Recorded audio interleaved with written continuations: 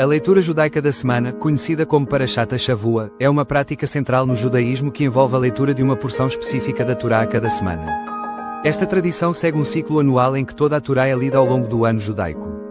Cada porção, ou Parashá, oferece uma oportunidade para reflexão e aprendizado sobre temas espirituais, éticos e históricos. Durante o Shabá, é costume ler a Parashá na sinagoga, sendo muitas vezes acompanhada de comentários e discussões que ajudam a conectar as lições antigas com as questões contemporâneas. Esta prática não apenas fortalece a comunidade, mas também enriquece a compreensão individual da fé e da tradição judaica. Vem conhecer a nossa TV Rádio Judaica News. Fica em Belmonte, Portugal, a única TV Rádio como judaica.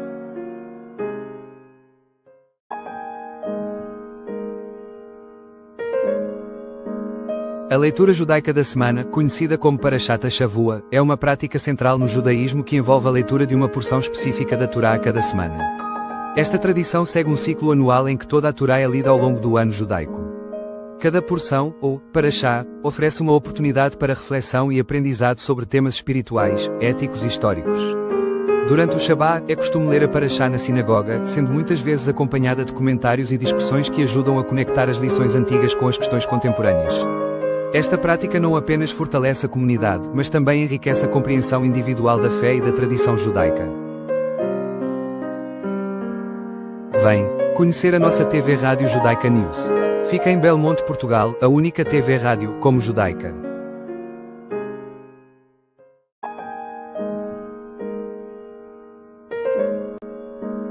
A leitura judaica da semana, conhecida como Parashat Shavua, é uma prática central no judaísmo que envolve a leitura de uma porção específica da Torá a cada semana. Esta tradição segue um ciclo anual em que toda a Torá é lida ao longo do ano judaico. Cada porção, ou Parashá, oferece uma oportunidade para reflexão e aprendizado sobre temas espirituais, éticos e históricos. Durante o Shabá, é costume ler a Parashá na sinagoga, sendo muitas vezes acompanhada de comentários e discussões que ajudam a conectar as lições antigas com as questões contemporâneas. Esta prática não apenas fortalece a comunidade, mas também enriquece a compreensão individual da fé e da tradição judaica. Vem conhecer a nossa TV Rádio Judaica News. Fica em Belmonte, Portugal, a única TV Rádio como judaica.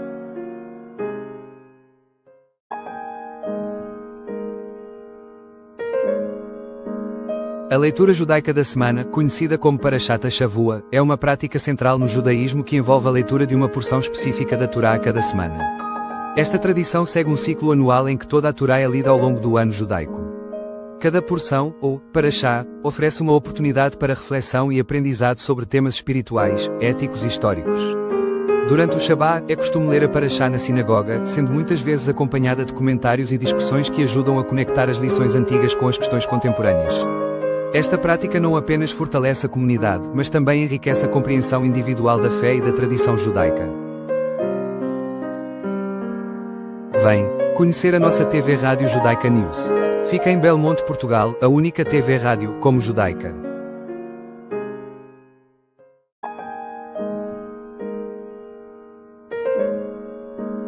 A leitura judaica da semana, conhecida como Parashat Shavua, é uma prática central no judaísmo que envolve a leitura de uma porção específica da Torá a cada semana. Esta tradição segue um ciclo anual em que toda a Torá é lida ao longo do ano judaico.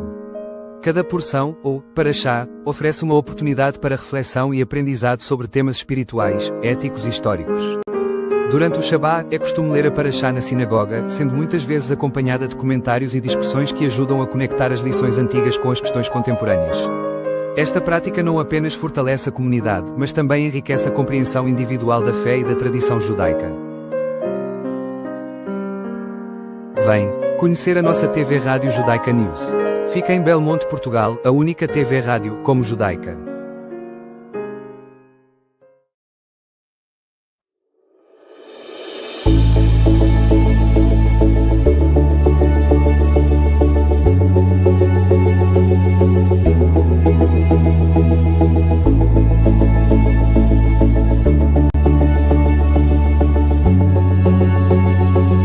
A Parashá da semana é uma porção semanal da Torá, que é lida e estudada nas sinagogas durante o serviço de Shabá.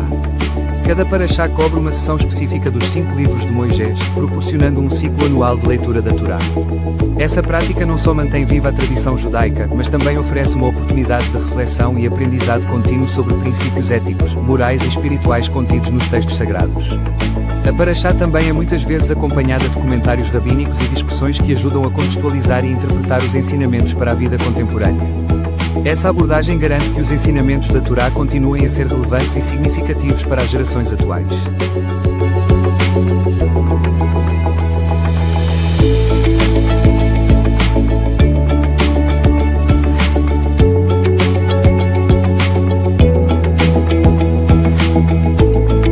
TV Rádio Judaica News, tua amiga. Paraxá da semana.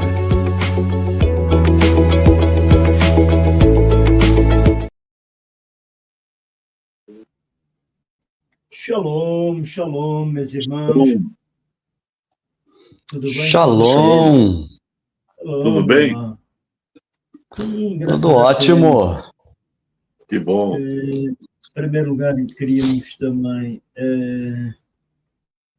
o Roberto Paula também entrou, né? Vamos ver onde é que ele está.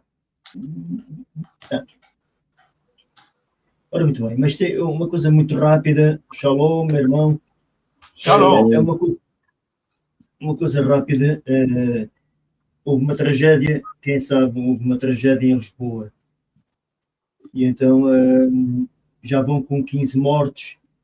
E Que houve? Houve um descarrilamento descarrilou um elétrico.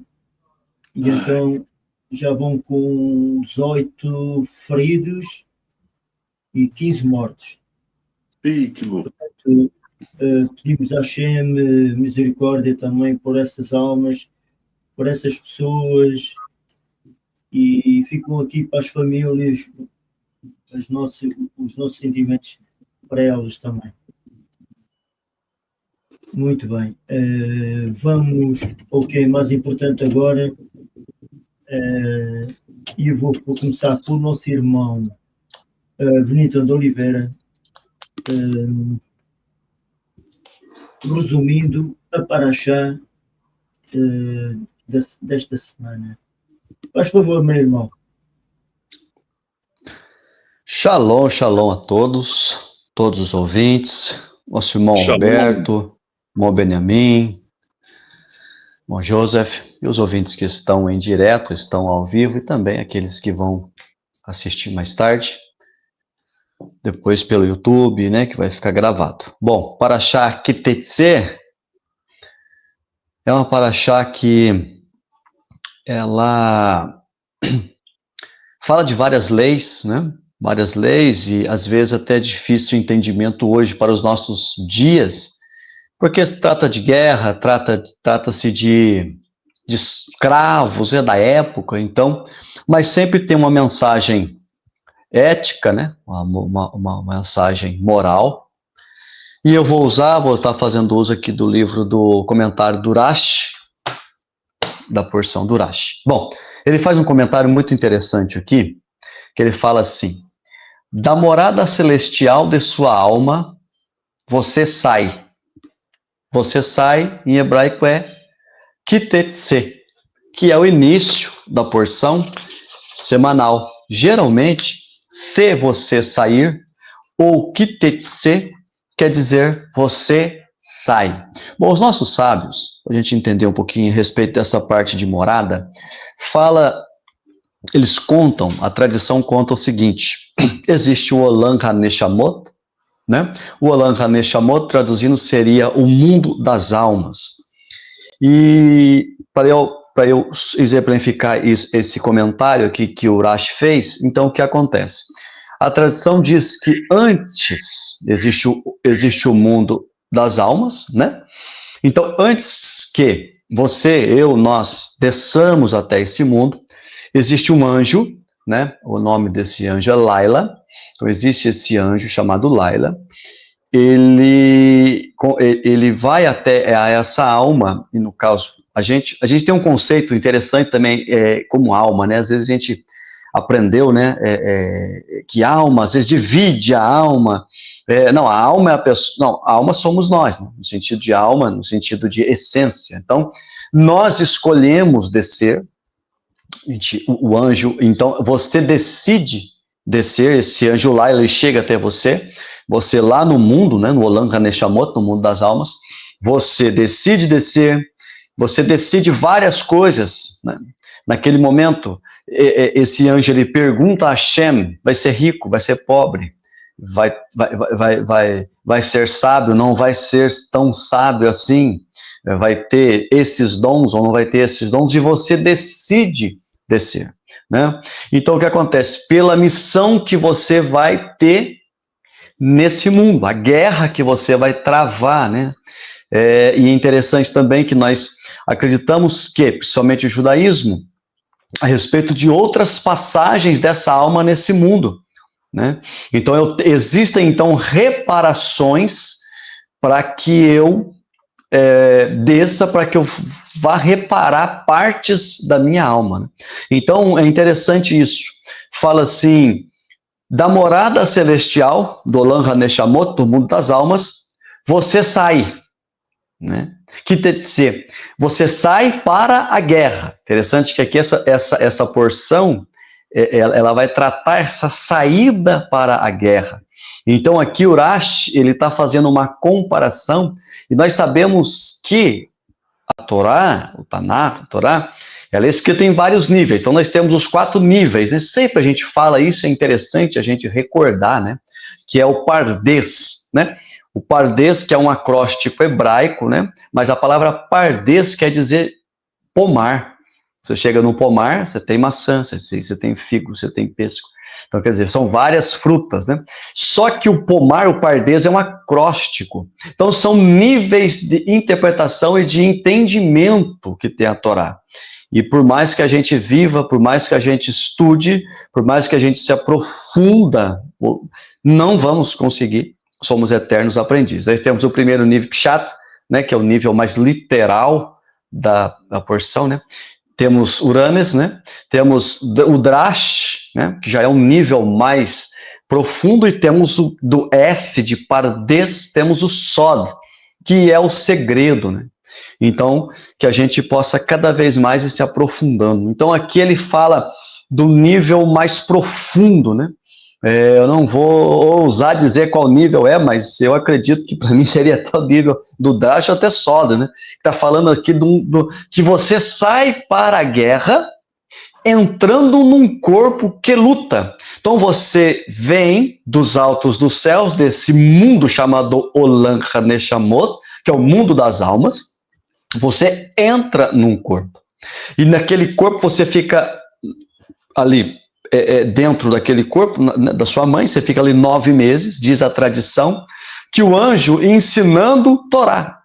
Ensinando a Torá por 9 meses. Você aprende toda a Torá, né, 9 meses, e quando você vai nascer, esse anjo dá um toque nos lábios, né? Muitos dizem que é por causa disso que a gente tem esse sinal, os sábios dizem isso, é muito interessante, né? E você esquece tudo que você aprendeu, mas fica na sua alma, né? Você nasce e você esquece, porque você já vai, porque a alma, ela, como ela é essência divina, ela tem essa faísca divina, né? Então ela participa da eternidade, né? De algo que não é limitado. Então quando você vai para um corpo, você desce até aqui, você vem para essa guerra que é esse mundo. Agora já é esse Olam Hazé, que é esse mundo, né? Que é chamado mundo da mentira, que é um mundo físico, mas é o mundo da mentira, né? O outro mundo é o mundo da verdade.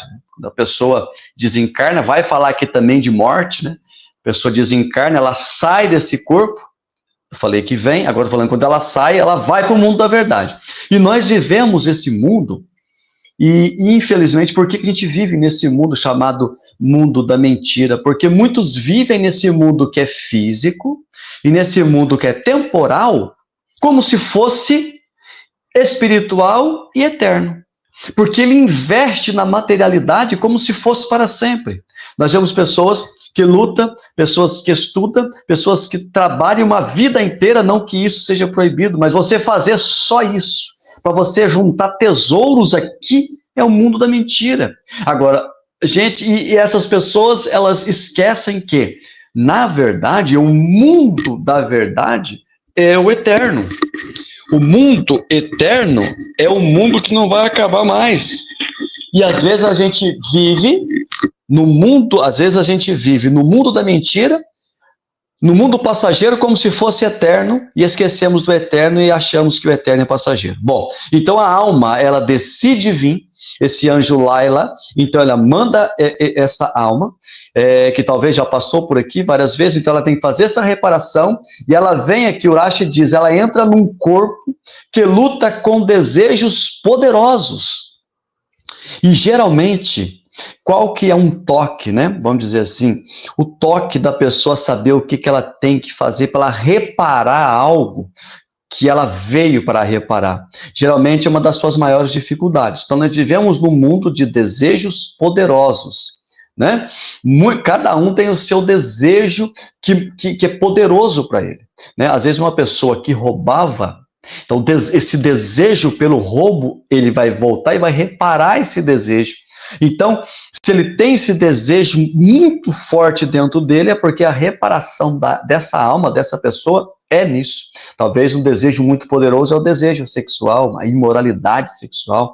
Talvez a pessoa é muito apegada nesse desejo tão poderoso que é o desejo sexual, que é algo interessante de ter e bom, desde quando seja, logicamente, dentro dos princípios da Torá, da santidade e da moral. Então ela desce essa alma, ela desce para esse mundo, né? Urash está dizendo, desta morada celestial, desse mundo do Olam Haneshamot, desse mundo das almas, ele desce e ele vem aqui, mas sua alma nunca esquece. É interessante, uma vez o Rabino Yaakov falou assim, talvez você não esteja entendendo o que eu estou falando agora, mas a sua alma entende. Né? Então, às vezes a gente não entende, mas a alma está entendendo algo que está lá dentro. E no momento certo, vem essa luz. No momento certo, vem essa revelação. E no momento que a gente mais necessita. E eu já tive essa experiência. Interessante. Às vezes você lê um versículo, às vezes você lê uma parte, naquele momento você não entende. Mas lá no profundo a sua alma entende. E no momento certo, porque a alma ela não está sujeita ao tempo. Né? Não, porque ela está ligada a Hashem. O que está sujeito ao tempo é o meu corpo. É esse momento que eu estou vivendo. Então a alma, mas a sua alma, diz aqui Urash, nunca esquece. Ela conserva a sua gvurá, ou seja, a sua força. A alma ela não perde a sua força. Ela conserva essa força em seu senso de missão. Então, você desce do Olam Haneshamot, você desce do mundo das almas com uma missão. Todos nós, todos os ouvintes, todos que estão nesse mundo, eles têm, todos nós temos uma missão. Quando eu digo uma missão, é uma totalidade. Eu vim porque eu tenho uma missão. Cada um tem seu DNA, cada um tem sua célula, tem seu genoma, cada um tem sua digital, porque cada um tem uma missão. E é distinto. Cada um tem a sua missão. Por isso que cada ser humano, diz os sábios, ele é um universo. Cada ser humano é um universo. O Talmud diz assim, se você salvou uma pessoa, você salvou todo um universo. É muito interessante isso. Então a alma, ela conserva essa força, no hebraico, ela conserva dentro dela seu senso de missão.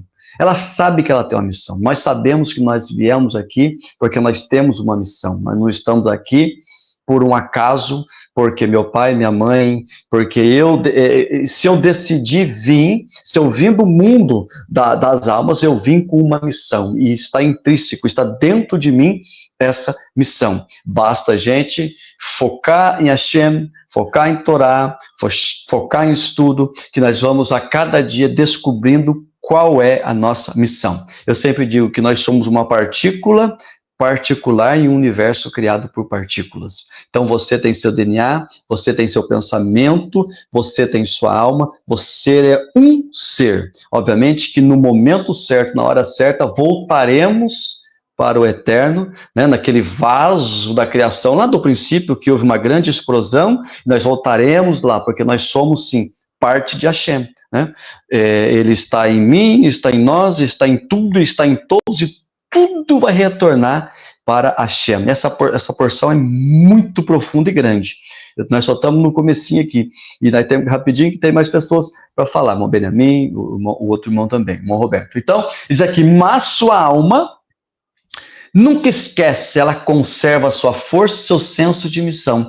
Aí ele dá um conselho para a gente, o Rashi, né, o comentarista aqui desse livro, dessa porção, fala assim, olha, medite sobre essa verdade e você será vitorioso. Eu não sei qual a dificuldade que você está passando. Como eu disse, cada um tem a sua missão, cada um tem os seus desejos poderosos para vencer.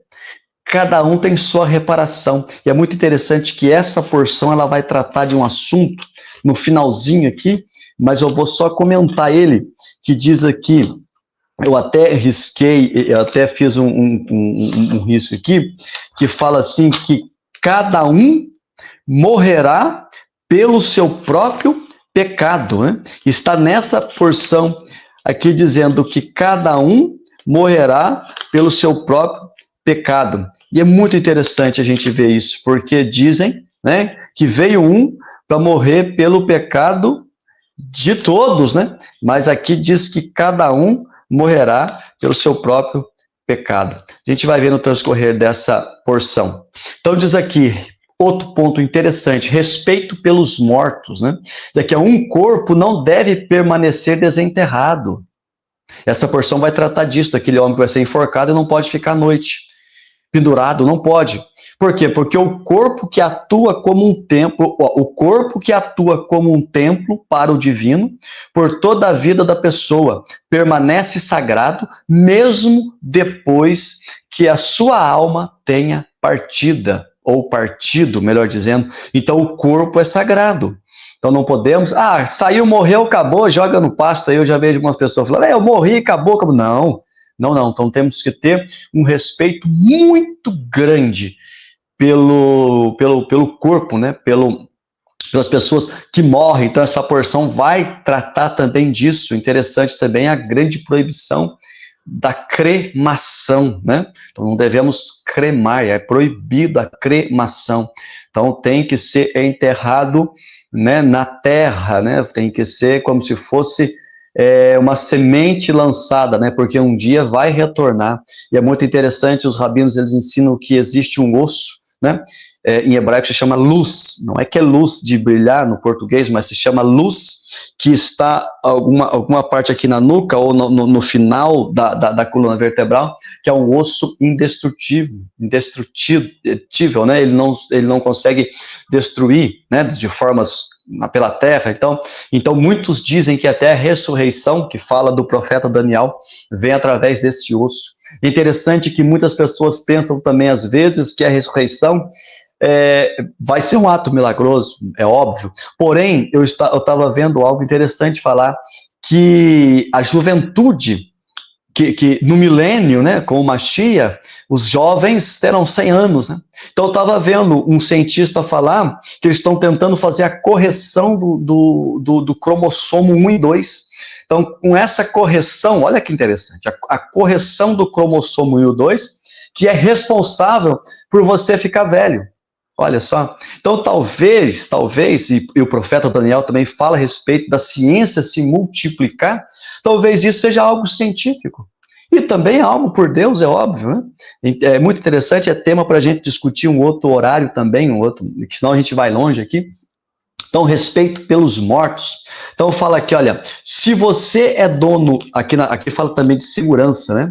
Vai tratar também essa porção. Se você é dono de um teto plano, a qual se tem acesso, você deve instalar uma cerca para prevenir uma queda acidental. Aqui fala da nossa responsabilidade, né? Então, se você, nós chamamos de o parapeito, né? Aqui fala assim, sua responsabilidade sagrada é de garantir que o local de trabalho seja mantido seguros e livres de qualquer acidente em potencial. Então, se você tem uma laje, você faz um guarda-peito, você coloca algo ali para que aquele sangue não seja derramado por causa de uma negligência sua. Então, trata também dessa porção. Essa porção é riquíssima, como todas são, né?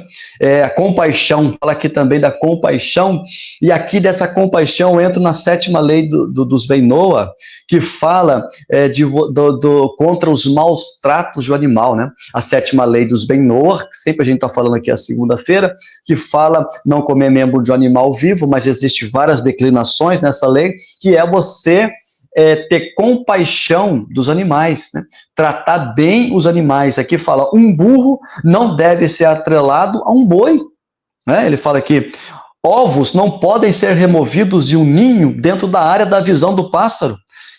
O pássaro tem sentimento, né? O burro vai sofrer, o boi é muito mais forte, vai puxar na frente, então a gente tem que ter essa compaixão, essa preocupação e essa responsabilidade com os animais. Aí fala aqui que a Torá nos ensina a entender a compaixão a todas as criaturas de Deus. Então, é muito interessante essa porção. Então, fazendo aqui o conteúdo da porção, essa porção ela fala da cativa de guerra, né, considerando os desejos de um soldado numa batalha.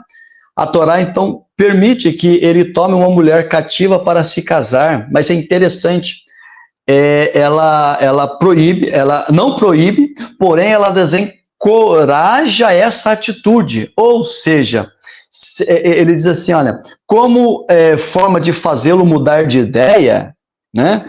A Torá diz assim, olha, ordena que ela primeiro vista de roupas feias, a Torá fala isso, que ela corte seu cabelo bem rente, deixe suas unhas crescerem sujas por um mês e viva na casa do soldado para fazê-lo desistir dela, e diz que ela também vai chorar pelos pais um mês.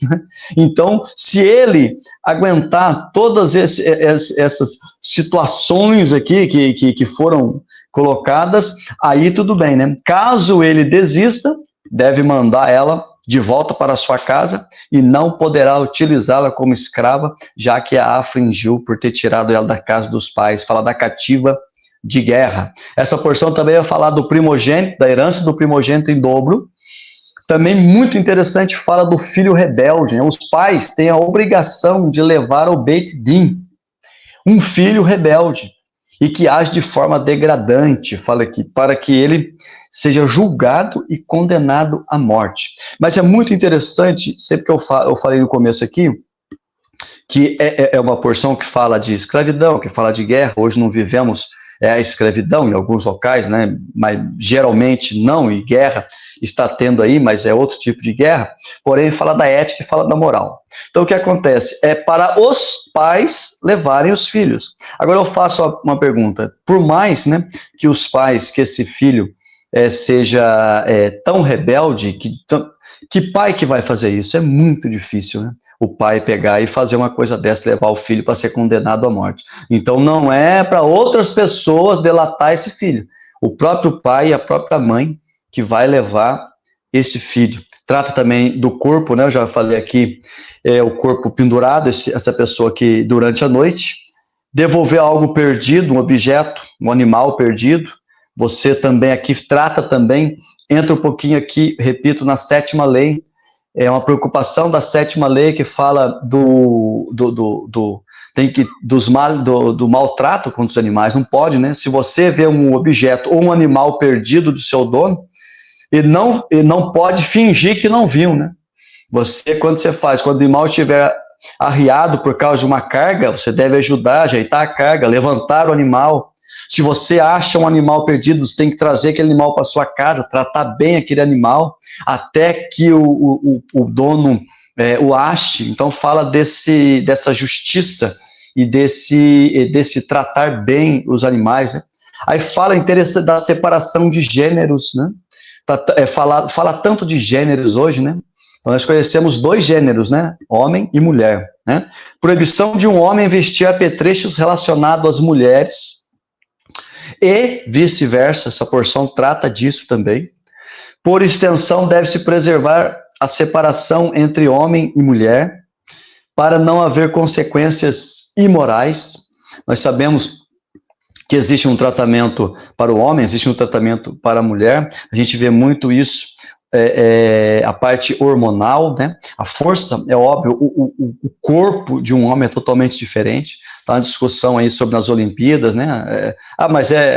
Houve aquele lutador de boxe, salvo engano, se não foi isso, que ele se identificava como mulher e etc e tal, só que espancou a mulher lá, porque obviamente que é muito mais forte, né? Então existe aqui, nessa porção, isso, falando assim, então tem que haver uma separação de gênero, porque é diferente, né? Com as suas deficiências e também com aquilo que só a mulher pode fazer e o homem não faz, né? Tem coisa que mulher faz que o homem não consegue, ela é bem melhor, principalmente no zelo com a casa, principalmente em outras coisas, né? Mas fala muito do porte físico, então existia roupa para mulher, existe roupa para homem, então essa preocupação. Fala também nessa porção a respeito das proibições de misturas, né? Fala que no campo não se deve semear 2 ou mais espécies, né? Fala da mistura de roupa também que não podia ter. E fala aqui do tzitzit, né? O tzitzit é uma exceção. O tzitzit é uma exceção que você ali no tzitzit mistura a lã e o linho. Então fala dessa obrigação, né, dessa lei para o judeu, essa obrigação e lei nas gerações, por todas as gerações do judeu, usar o tzitzit. Fala das relações proibidas, né? Fala, uma noiva que traiu o seu noivo é condenada à morte, obviamente que existia com provas e muitas provas, né? Deveria ter essas provas, óbvio, né? Fala outras leis diversas, eu estou dando um aparato geral, aí depois vem o nosso irmão Benjamin, vem o irmão Roberto também, vai falar, então estou dando só falando do conteúdo da porção. E também fala da proibição dos juros, a obrigação de manter a palavra. Eu coloquei aqui, né? É o famoso fio do bigode, né? Se eu falei que eu vou, é o fio do bigode, né? Eu vou. Então, fala aqui do 23:16, do 25:19, dessa porção, fala isso, obrigação de manter a palavra e cumprir um juramento. Fala das leis de casamento e divórcio. E fala aqui também leis sociais, que envolvem o cuidado com o objeto emprestado de outro, né? Às vezes você empresta um livro, ou às vezes você empresta algo que seja assim, estraga, né? E infelizmente é complicado, né? A pessoa às vezes não entrega mais, ou às vezes entrega estragado, mas já estava assim, então essa porção, ela trata disso, né? Para a gente ter esse famoso, quando fala cumprir a palavra, cumprir o juramento, fala da moral, fala do caráter, né?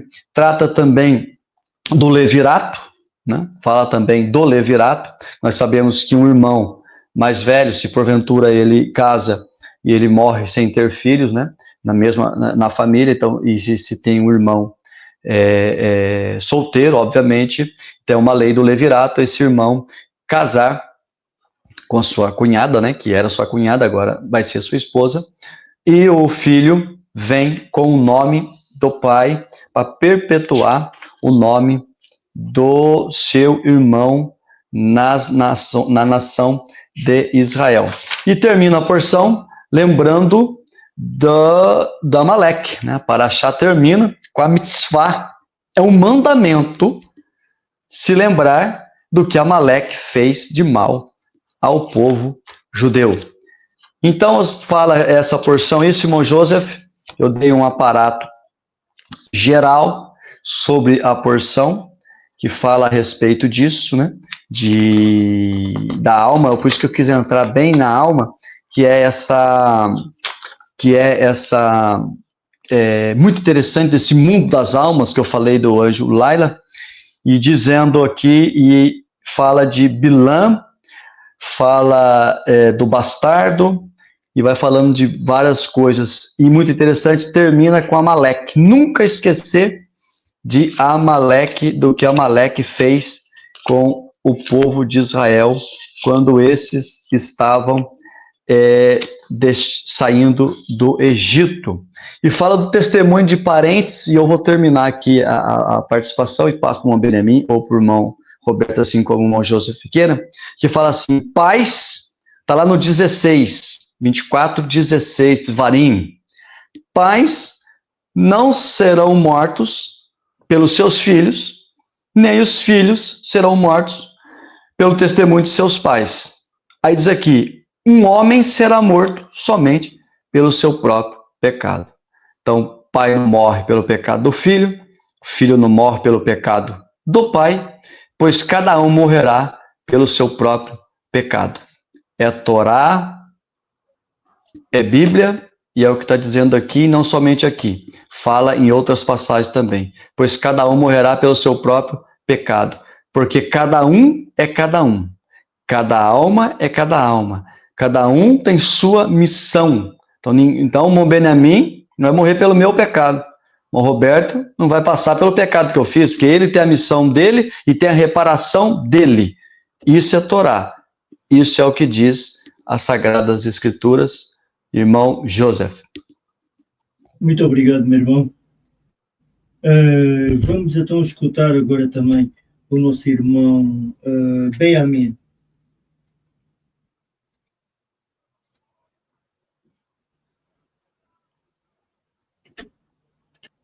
Bom, então, os meus comentários sobre Torá, aqueles comentários diários que eu faço, eu sempre convoco aquela pessoa que está ouvindo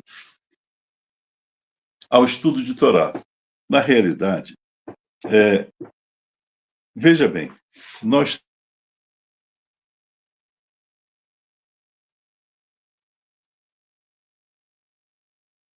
o convite é feito no sentido de cada pessoa que aguce sua curiosidade com aqueles comentários.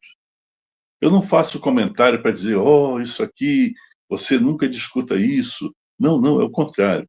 Isso aqui você ouça, mas vai lá na Torá e leia, estude, verifique e tenha a sua própria posição. O Oliveira, ele falou uma série de coisas. Realmente, Torá é muita coisa, é muita coisa. Não há como, em 1 hora, ou em meia hora, ou em 15 minutos, ou o que seja, discutir, nem que seja uma única aliá, uma única paraxá. Não há como, não há tempo suficiente, dada a profundidade e a vastidão que o conteúdo de Torá. É muito amplo, é muito vasto. Então, o que nós podemos fazer são aqueles comentários pontuais que não, mesmo esses comentários pontuais, eles não preenchem todo o significado daquele ponto que nós analisamos. O irmão Oliveira, ele levantou uns pontos interessantes, que todos eles são, na realidade. Aí começa a nossa paraxá, ela começa a respeito dizendo o seguinte: quando saíres a guerrear contra teus inimigos e Deus te entregar em tuas mãos, se encontrares entre as cativas uma mulher formosa e a desejares para esposa, tu a trarás à tua casa e ela raspará a sua cabeça. Primeiro, trará a tua casa. Segundo, raspará a sua cabeça. Terceiro, deixará crescer suas unhas. Trará o seu vestido do cativeiro e chorará por seu pai, sua mãe, durante 1 mês. Um mês é o tempo entre o ciclo da mulher, né? Bom, por que trará a tua casa? A casa, ela representa aquele local onde aquele homem, aquele guerreiro que a trouxe para a esposa, irá oferecer para que ela viva ali como sua esposa. Aquela casa ali passará a ser a casa dela em lugar da casa de seus pais. Os pais dela ficaram ou morreram na guerra, ou enfim, ficaram no local que foi conquistado. Então, ele propondo um casamento, ele leva a sua casa, mas não a toma ainda por esposa. Bom, aí corta o cabelo, raspa a cabeça, raspa a sua cabeça. O que é o raspar da cabeça? É a remoção daqueles conhecimentos, daqueles conteúdos, daqueles saberes que ela tinha na idolatria e deixando-a com isso, veja bem, Torá, ela tem vários significados. Outra pessoa pode analisar e ver de outra forma. Esse é o enriquecimento que Torá nos traz. É a possibilidade de cada um interpretar de uma forma. Então, o raspar da cabeça, ela representa a remoção daquele conhecimento, aquele saber, e jogando aquilo fora. Porque a idolatria, ela de fato, quando a pessoa descobre o verdadeiro Deus, o único que existe, ela precisa se desvencilhar de tudo aquilo que atrás para baixo, atrás para a matéria, atrás para, enfim, tudo aquilo que é degradável, afastando assim do eterno, que ele não tem nenhuma forma. É impossível degradar o eterno. Enfim. Então, deixa crescer as unhas. Imagina, naquela época, a pessoa que deixava crescer as unhas acabava, como disse Oliveira, é isso mesmo, ficava sujando a unha suja, aquela coisa. Naquela época não existia esmalte para a pessoa colocar na unha para ficar bonitinha. Via aquela sujeira que tinha ali embaixo, né? Então, isso também significa o seguinte: a pessoa que tem as unhas longas, a pessoa tem dificuldade no manuseio. Então, a pessoa precisa ter a humildade de se descobrir impossível de manusear aquilo que está sendo lhe trazido. Ou seja, essa pessoa precisa se colocar como dependente daquele que lhe está trazendo à sua casa. Então, a dificuldade do manuseio das coisas, ela leva a uma dependência de quem? Daquele que a trouxe à sua casa. Tirará o vestido do cativeiro, ou seja, aquela roupa, como se a roupa, ela representa como nós nos apresentamos à sociedade. Por exemplo, uma pessoa que tem uma roupa bem cuidada, uma roupa limpa, uma roupa asseada, então essa pessoa se mostra, olha, sociedade, eu sou uma pessoa, eu sou limpa, eu cuido da minha saúde, eu cuido das coisas com as quais eu convivo. Então, como eu me apresento à sociedade, como a sociedade me vê. Então, a roupa do cativeiro é aquela roupa que ela usava e que precisa remover. Ela precisa remover aquela roupa que usava. Chorará pelo pai e pela mãe durante um mês. Esse chorar pelo pai e pela mãe é o abandono, é a saudade, é a tristeza que ela sente daquelas pessoas que a criaram e a criaram dentro da idolatria. Então, ela precisa chorar para jogar fora, através do choro, aquele sentimento da idolatria que lhe foi ensinada por pai e mãe. Essa saudade de pai e mãe, quer dizer, essa pessoa já se desvencilhou de pai e mãe.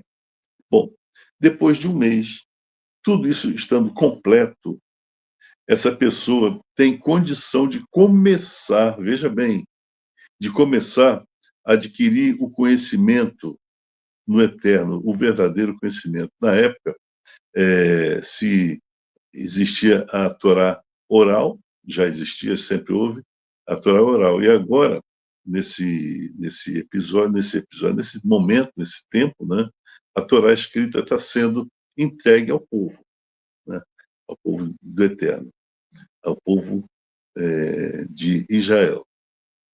Então, assim, essa pessoa já tem condição de absorver, ou seja, deixou limpo todo o seu conteúdo de saber, deixou aquilo tudo aberto para que novo conhecimento lhe tomasse o espaço interno, o conhecimento.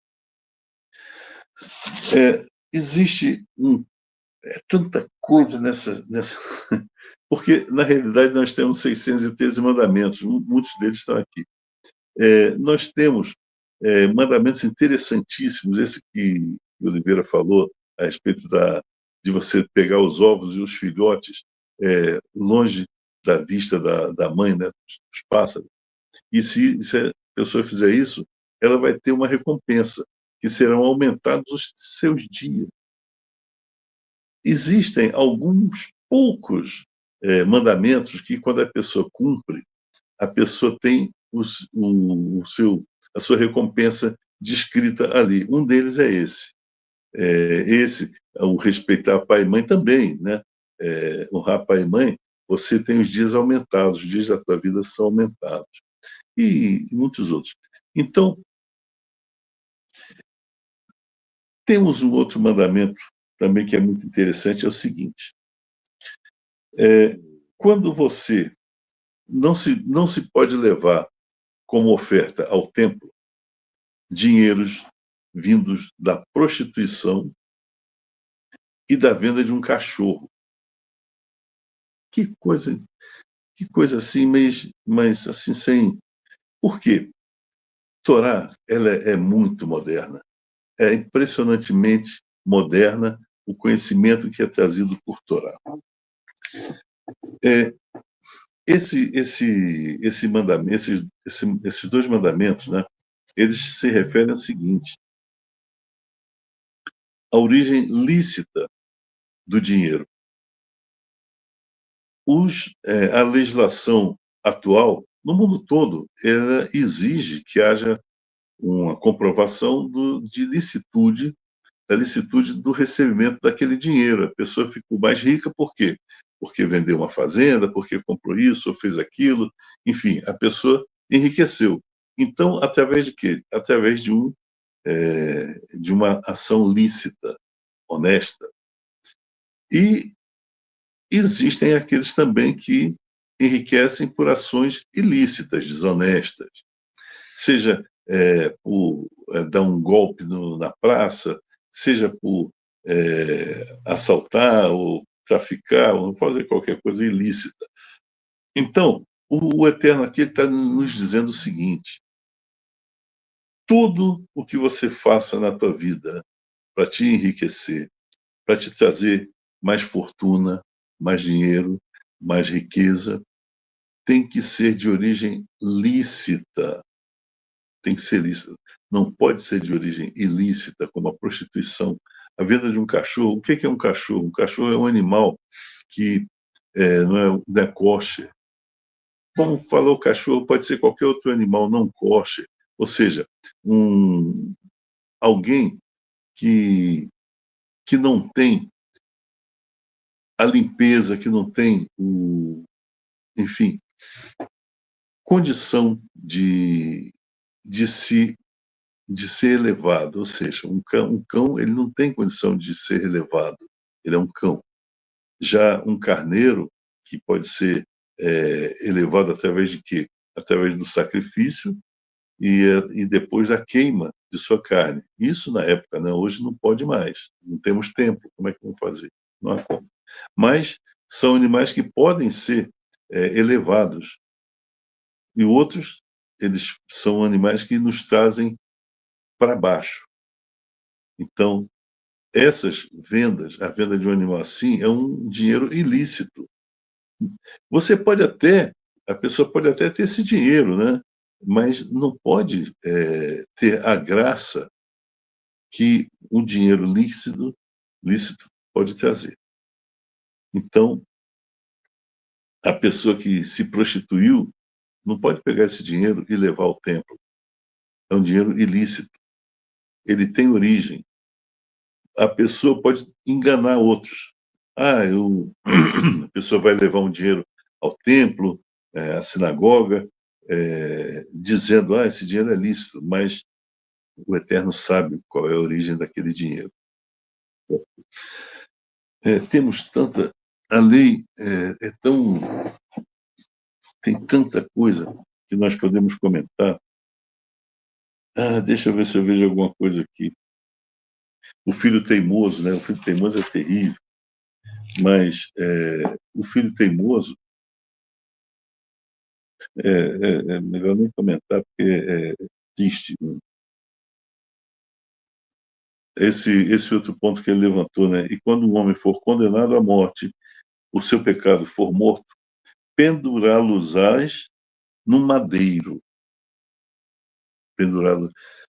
Mas a pessoa tem que ser pendurada no madeiro para ficar exposto, para que todos passem e vejam o que ocorre com aquela pessoa que cometeu aquele determinado crime. Só que, justamente como o Oliveira falou, cada pessoa tem o seu corpo ele é de origem divina. Ele foi dado àquela alma, para que aquela alma ali habitasse, pelo próprio Eterno, quando estava sendo gerado por sua mãe. Então, antes de se fazer noite, tem que remover aquele corpo dali e tem que ser enterrado. É isso aí. E eu vou dar tempo aqui também, porque já sobrou pouco tempo agora, o próximo comentário. É isso aí. Joseph, a bola está com você. Vamos agora falar também com o senhor,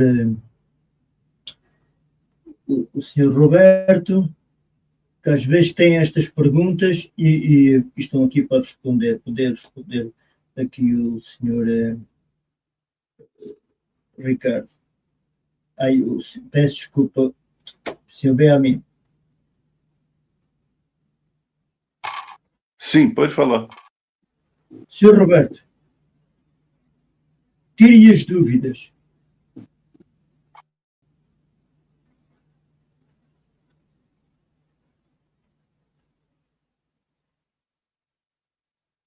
Tem o som desligado. Desculpa. Então tem essa parte do capítulo 23, versículo 7, que fala assim: não detestar um edomita porque é seu irmão.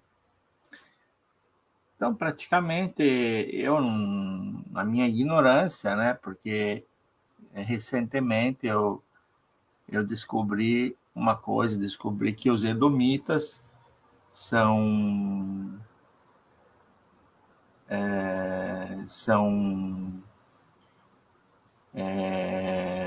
os, digamos assim, os parentes de Esaú, né?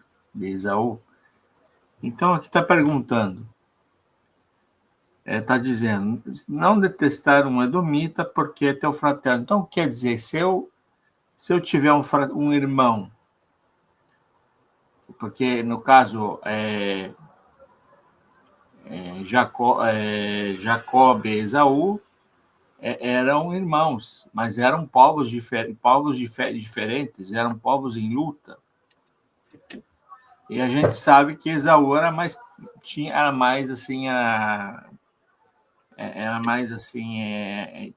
mais pelos. Então quer dizer que não detestar um edomita porque é teu irmão. Então, quer dizer, que no sentido que se eu tiver um irmão que é peloso, que tem muitos pelos, eu não tenho que detestar ele. Esse o raciocínio? Eu não entendi essa questão aí, entende? Então, eu pergunto para o Benjamin, que tem mais profundidade, para explicar se essa Não, seria a interpretação.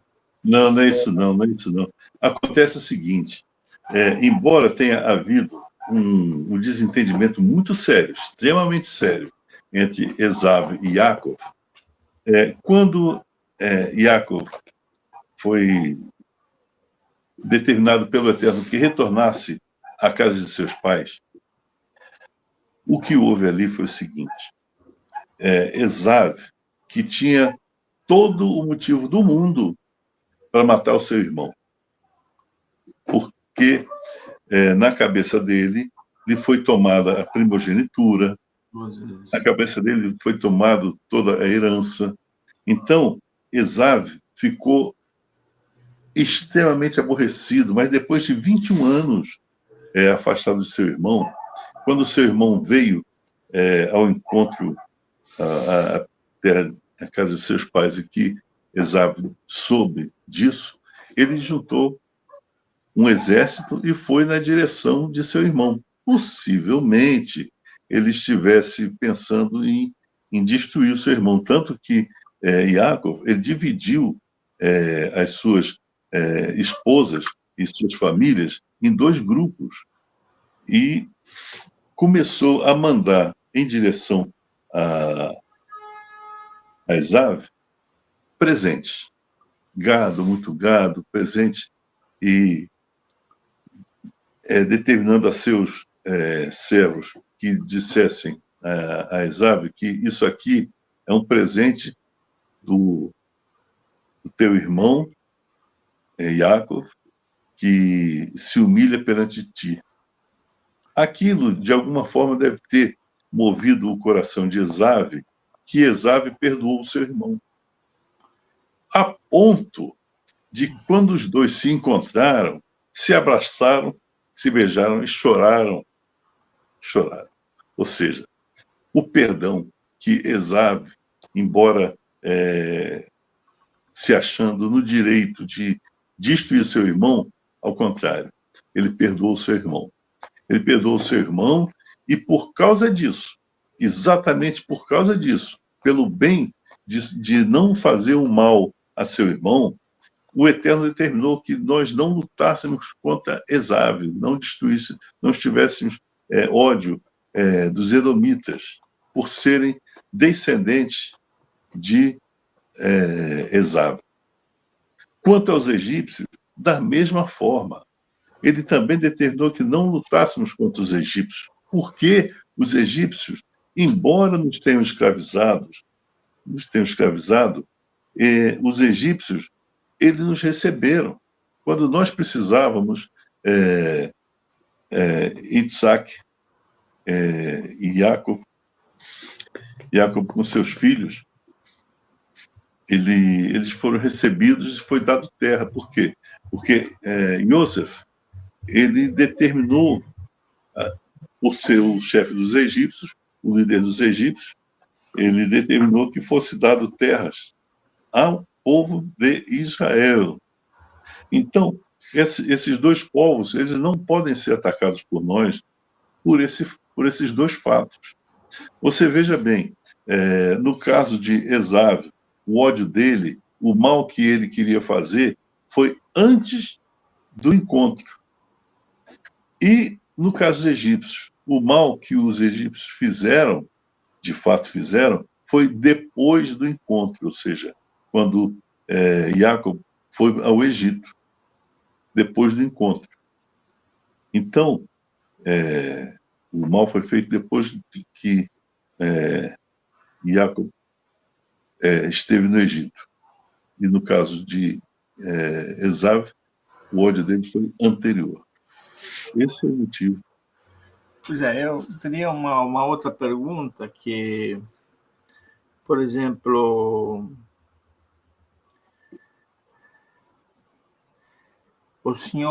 outro senhor que falou, como se chama? Oliveira.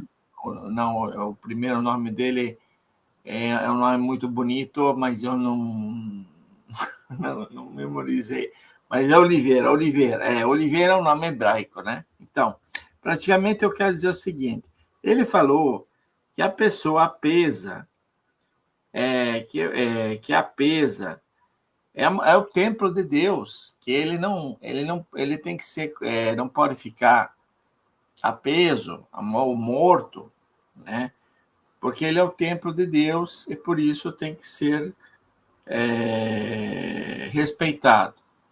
Mas daí, nesse caso, eu me lembrei que existia um lugar em Jerusalém que se chama Geena, né? Onde as pessoas eram jogadas assim, como se fosse lixo. Então, eu pergunto, isso vai contra esse tipo de coisa, né? Entende? Os cadáveres vinham jogados assim, em uma espécie de precipício, em um lixão, né? Um lixão. Então, aquilo ali vai contra esse princípio. Então, eu queria saber o que o Benjamin pensa disso. Bom, veja bem, o corpo, realmente,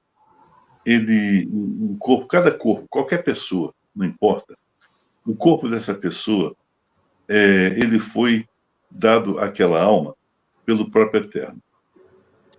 Quando a pessoa ela extrapola, ou seja, ela perde o controle das suas ações, se permitindo as perversidades, e por algum motivo essa pessoa é morta, né? Essa pessoa, devido ao corpo ser uma criação divina, ela tem que ser respeitada e tem que ser enterrada. Não pode ser de outra forma.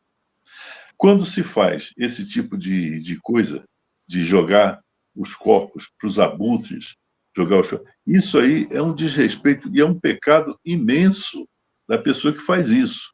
Embora seja um costume, esse costume é um costume abominável, pela falta de respeito, porque o mal que aquela pessoa fez, aquela intenção, aquela condição, ela se encerra com a morte daquele indivíduo, por isso a pena de morte. Então, a morte daquele indivíduo anula toda aquela vontade que aquele corpo tinha de fazer o mal. A alma, ela vai pagar por aquilo? Vai, pela falta de influência que aquela alma teve sobre aquele corpo, aquela mente, aquele cérebro. Então, a partir do momento que o indivíduo morre, ele não passa a ser santo. A alma, ela vai ter que pagar pelo que fez. A alma vai pagar pelos resultados que permitiu, habitando aquele corpo, acontecesse. Mas o corpo tem que ser enterrado de forma condigna, em respeito não àquela alma que morreu, do corpo, a alma que habitava aquele corpo que morreu. Não por isso, mas pela criação daquele corpo feito pelo próprio Eterno. Então, uma condição abominável jogar corpos humanos dessa forma. É isso aí. Tá certo. Uma outra coisa que eu quero fazer, 3 perguntas eu vou fazer, porque outras perguntas que eu queria fazer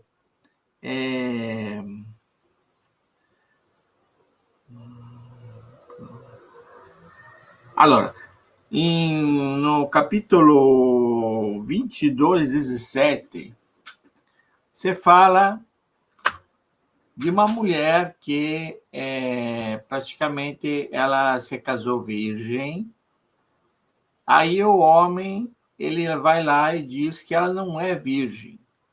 Aí vem os pais e demonstram que ela é virgem porque tem a prova de virginidade, que é um mantelo, mas eu não sei, eu queria entender o que é essa prova de virginidade, porque... Olha, antigamente existia o costume do lençol nupcial ele ser branco, porque a ruptura do ímen ela leva a uma pequena hemorragia, e essa pequena hemorragia ela fica ali no lençol. Então, a ruptura do ímen é a prova da virgindade da mulher que casou. Se o marido, por algum motivo, passou a odiar e passou a inventar mentiras a respeito, então, esse marido ele vai ter que pagar pelo mal que fez. Então, a mulher, o pai da noiva, da mulher, né, ele leva o lençol e diz, olha aqui, ela era virgem sim, então ele está mentindo. É isso aí. É um costume que existia antigamente. Na Europa também se fazia isso.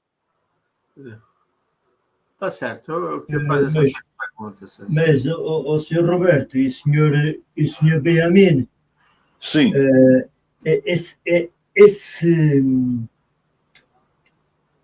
Portanto, esse costume, esse património, né, ainda existem em várias etnias.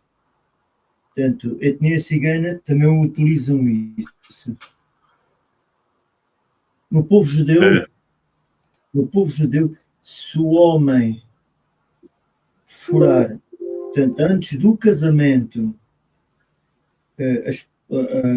a noiva, ele não pode fugir, ele tem que casar com ela mesmo, seja lá o que for.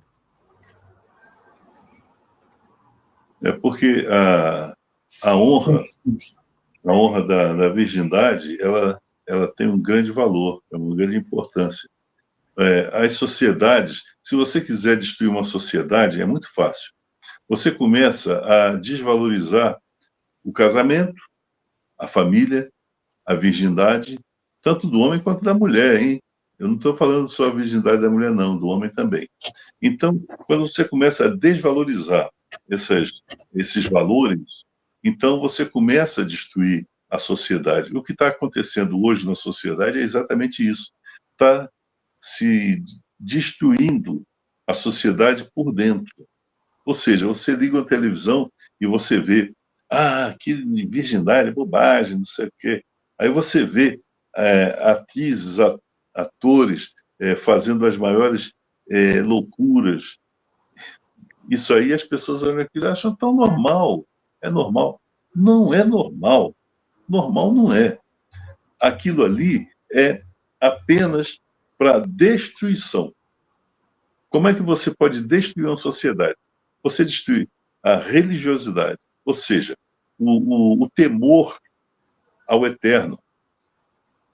Cara, se você não tiver temor ao eterno, você é um louco. Você é um alucinado. Por quê? Como é que alguém pode não temer o ser que tem todo o poder do universo? Olha o tamanho desse... Ele não tem tamanho, ele não tem corpo, não tem forma física, ele é e é. Então, como é que a pessoa pode não temer esse ser? O temor ao eterno, ele é disseminado para que se possa realmente destruir a sociedade. Agora, a pergunta que eu faço é por que destruir a sociedade? Qual é a necessidade de destruir a sociedade? As pessoas que queiram destruir a sociedade, o que elas tentam fazer é substituir o papel do eterno, ou seja, eles querem que o Estado faça o papel do eterno. Ou seja, o eterno, eu já vi loucuras no nível, o eterno morreu, Deus morreu. Como é que Deus morre, cara? É impossível. Os seres humanos se confundem com o eterno porque o ser humano morre, o eterno não morre. É uma loucura. É uma coisa, é um nível de alucinação tão grande que é difícil até entender como é que essas pessoas chegam a agir dessa maneira. É uma loucura completa. Joseph, eu acho que está na hora, hein? Exatamente. E está, sim, senhor, na hora, meu irmão.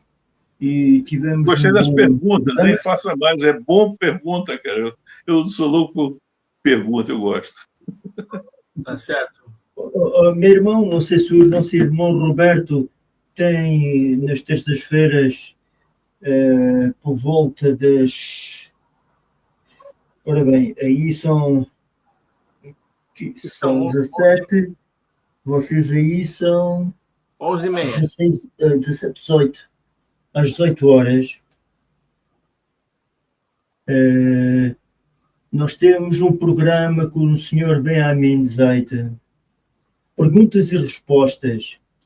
E então aí vem muita gente a perguntar e se o nosso irmão Roberto... Seria bom se vocês participassem. Puxa vida, seria interessantíssimo.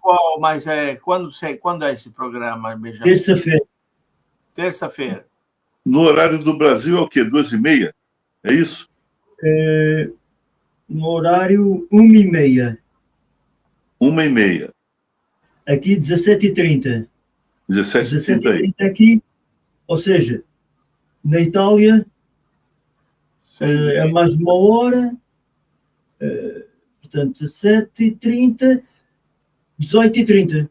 18h30, sim, 6h30, sim, 6h30 PM. Você mora onde na Itália? Eu moro em Milão, Benjamin. Mas é uma hora. É uma hora de diferença. A minha mulher teve agora, ela chegou semana passada.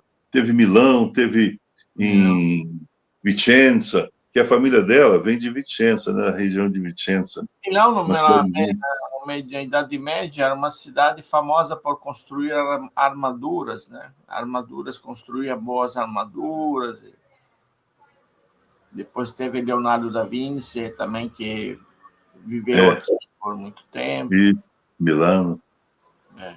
Eu gosto da Itália, eu gosto muito da Itália. Eu tive aí várias vezes. Mas você, de onde você mora no Brasil? Em Ponta Grossa, no Paraná. Ponta Grossa, eu gosto daquela escultura a forma de cálice, de prêmio. Exatamente, é Vila Velha. É no município de Ponta Grossa, é Vila Velha. Eu estive lá, lindo aquilo ali, impressionante. Você fica muito impressionado com aquilo. Muito bonito. Aquilo ali sembra aquela taça, aquela Copa do Mundo, né? Então, parece uma taça, né? É muito bonito. Você com a tua erudição própria de Ponta Grossa, onde que tem aquele a taça. São várias formações em arenito que lembram, tem um camelo, tem a taça, tem outros animais lá também. Quer dizer, a pessoa precisa forçar um pouquinho a imaginação, porque é arenito, né? Mas parece mesmo. Tem um camelo, é igualzinho um camelo, aquele impressionante. Muito bonito. E se você vier aqui, você me avisa, cara. Eu te levo para conhecer lugares bonitos aqui, que você vai gostar. Pois é, Joseph, aonde que você mora, Joseph?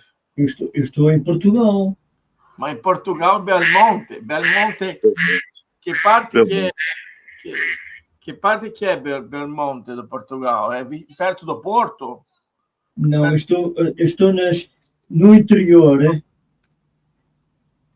Eu estou no interior. Na Pedra da Serra da Estrela, né? Castelo Branco. Mas é no norte, no sul? No centro. Ah, perto de Lisboa, então? Mais perto. Perto de Lisboa, digamos. Ainda são 200 e tal quilômetros ao norte. Mas Belmonte também. Nós estamos no centro, mesmo no centro. No centro de Portugal, está lá a dizer Castelo Branco, que é a capital daqui da zona. Mas Belmonte é um nome importante pela religião, porque tem o Monte Sion, né? O Monte Sion é importante, né? É importante para os judeus e Belmonte, como é Monte Sion, Monte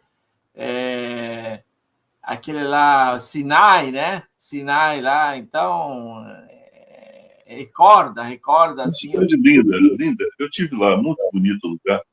Você vê a Serra da Estrela, muito bonito. E o Benjamin já cá teve também. Sim. A sinagoga deles, rapaz, que coisa mais bonita que aquela sinagoga. Puxa vida. Eles têm um museu, porque Belmonte era um local onde se praticava o judaísmo secreto. Então, existe um museu com peças da época, né? Só vendo que coisa mais bonita aquilo ali, viu? Vale a pena conhecer Belmonte, rapaz, vale a pena.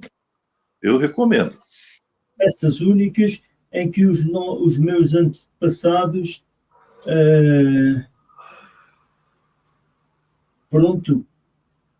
utilizavam aqueles utensílios, usavam, portanto, há lá rezas, há lá muita coisa. Quem quiser vir visitar Belmonte, pode vir visitar Belmonte, que há muitos museus. É isso aí, pessoal. E a rádio também. É isso aí. É a única em Portugal, como judaica. A única rádio judaica em Portugal é essa, está dizendo? É esta, é a única. Tá certo. Fui eu que a fundei e Baruch Hashem por isto. Mas eu vejo que... Diga? Mas eu vejo que você mudou muito, agora tem um brasão ali da Rádio Judaica, tem muitas mudanças, evoluiu, né? No tempo, a interface, né? A interface do programa. Bom, mas essa pessoa aqui, eu disse que eu estou ocupado, continua chamando, mas não sei. Pessoal, já chegou, né? Já chegou a hora. Estamos mesmo na hora. Eu tenho que sair. Depois falamos. Agora... O tempo voa quando a gente está se divertindo, amigo. Ora, exatamente. Amanhã não há programa, meus irmãos. Queria avisar também que amanhã não há programa. Mas vou ver se consigo fazer um jornalinho, como tenho feito sempre, e que a Hashem nos proteja a todos, cada um. E agradecer também ao nosso irmão Oliveira, como ele tem que se levantar cedo, muito cedo, para ir a trabalhar. Aqui já são 22h43, já é bastante um bocadinho tarde para quem vai trabalhar cedo. E é assim, meu irmão Roberto, quando quiser participar, já o dissemos, se quiser entrar connosco no programa das terças-feiras, eu mando sempre também o convite. Vai bem, olha, já que você está porque existem quase todos os dias, né, os programas, já que você está me aconselhando próprio esse programa, e eu vou tentar, vou participar. Terça-feira, 6h30. É emocionante, o programa é novo e depois, cada um diz uma palavra, outro diz outra. Pronto, esclarecemos. E se não soubermos esclarecer, há aqui vídeos que até agora, porque eu queria até falar com o senhor Beamin, porque eu conseguia também chamar um rabino, o Rabino Meira. Rapaz, esse rabino que vocês têm aí, o cara é gênio, cara. Puxa vida. Não, mas eu queria falar, queria colocar cá lembra-se do Rabino Meira, que está em Israel. Está em Israel, é? Aquele rabino não se lembra. Sim, eu lembro. O outro. Tá. Lembro sim. É um grande homem também. É verdade. Eu vou ver se eu consigo também, para nos poder ajudar também em algumas coisas, porque ele é uma pessoa pacata. É só enriquecimento. É só enriquecimento do programa. É isso aí, cara. Vou tentar. isso aí. Ele já esteve connosco, mas depois houve uns problemazinhos quando entrou a guerra e então aconteceu, pronto, estes imprevistos. Mas agora vou tentar falar com ele. Amanhã, se Deus quiser, vou ver se falo com ele. Agora, a esta hora, já é muito tarde lá para eles. Eu quero saber o seguinte, já que eu vou fazer mais uma, posso fazer uma pergunta, se posso fazer. Quando acontece aqui na Itália se diz estrage, né? Estrage quer dizer uma desgraça, como aconteceu hoje, que o José falou. O que vocês fazem? Porque acendem uma vela? O que existe alguma... É assim. Nós, quando não são... Aqui na rádio a gente é para todo mundo, tudo bem, mas é mais para o povo judeu. Esta rádio é uma rádio judaica. Sim, mas o que é... Mas, sim, damos as condolências às pessoas. Diretamente, pronto, e a tentar animar. Agora, quando morre um ente querido nosso, um rabino, um judeu, vários, quando eu, pronto... Nós falamos do Kaddish Yatom. Exatamente, nós acendemos uma vela, ou seja, pode também usar estas coisas assim que há. Não sei se me está a ver. Olha, precisava fazer um zoom. Eu não estou vendo. Não consigo ver. Ou então, assim. Porque é melhor assim do que às vezes acender uma vela e pode às vezes incendiar em algum lado e então... Mas isso aí é uma... Aquilo ali, como se chama aquela coisa que você está... Porque daí eu posso ver com o nome, eu posso buscar na internet. Você viu o que? O Kaddish Yatom? A oração? O Kaddish Yatom? Nós fazemos o Kaddish Yatom pela consolação daqueles que ficam. Isso é diferente. Isso aí já é outra, isso é outro caso. Não, nós oramos pedindo a aceitação das almas. Isso aí nós fazemos orações, principalmente quando nós fazemos esqueci o nome da oração, mas enfim, nós fazemos pedidos, e um dos pedidos é pedindo a elevação das almas, né? Ora, muito bem. Eu peço desculpa, mas já estamos mesmo acima do horário, já passou do horário. Meus irmãos, muito obrigado. Até amanhã, ou então Shabbat Shalom, já fica dado. Um grande abraço para vocês todos. O senhor Manuel manda também cumprimentos também, ele tem estado doente. Vamos também orar por ele, interceder por ele. O senhor Johanna Saúl também, os enfermos, para a minha filha, por várias pessoas que estejam enfermas. Baruch Hashem por tudo. Um grande abraço. Shalom, shalom, meus irmãos. Shalom. Shalom.